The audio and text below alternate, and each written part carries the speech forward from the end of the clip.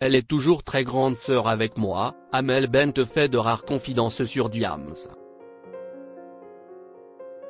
L'une a quitté la scène depuis plus de 10 ans, l'autre rayonne encore entre musique et cinéma.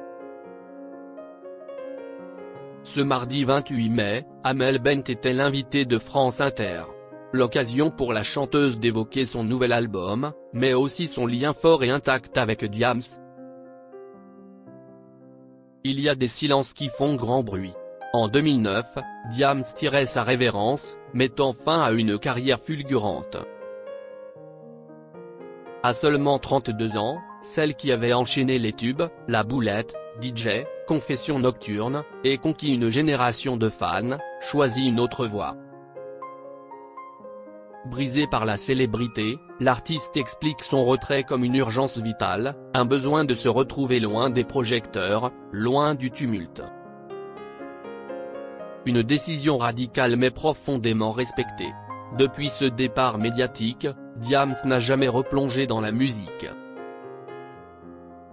Seule exception, son documentaire Salam, qu'elle co-réalise et présente en 2022 au Festival de Cannes.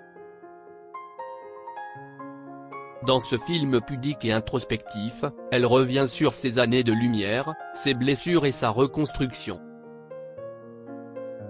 Un récit sincère, loin des paillettes, qui met des mots sur une fuite assumée. Pourtant, l'artiste n'est pas totalement absente. Dans les coulisses, elle garde le lien avec quelques rares artistes proches, dont Vita, son acolyte de toujours, avec qui elle a partagé des projets puissants et une vraie amitié. Les deux femmes continuent de se voir, loin des caméras, dans l'intimité d'une relation profonde. Une fidélité rare dans ce milieu. Mais Vita n'est pas la seule à avoir conservé un lien avec la chanteuse. Amel Bent fait de rares confidences sur son amitié avec Diams.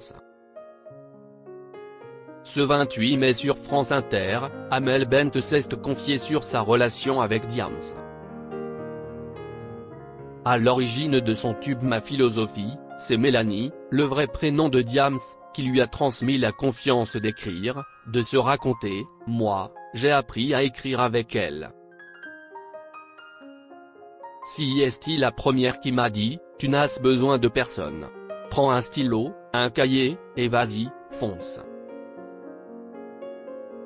T'as tout en toi, tu sais ce que tu as à dire et tu sais pourquoi tu as envie de le dire et à qui tu as envie de le dire, donc tu as tout ce qu'il faut pour écrire, explique la chanteuse à Léa Salamé. Amel raconte une relation encore bien vivante aujourd'hui et une complicité intacte malgré les années. Elle est toujours très grande sœur avec moi donc elle prend de mes nouvelles. Souvent, confie-t-elle avant que la présentatrice lui demande si Diams suit ses projets.